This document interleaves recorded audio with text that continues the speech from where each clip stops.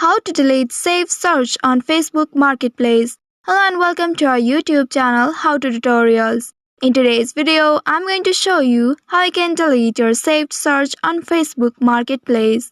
To do so, first of all, you will need to open your Facebook application on your mobile device and make sure you are logged into your account.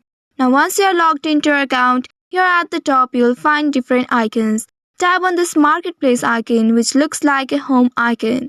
Once you tap on it, now you will reach to the marketplace. Here at the top you'll find the search icon. Tap on this search icon at the top right of this page.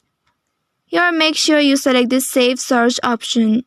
Once you do so, you will see a list of your saved searches. From here, find the one you want to delete. Once you find the one you want to delete, tap on it to open it. And after opening it, at the right top, you'll find this saved icon. Now tap on this icon and a pop-up window will appear at the bottom.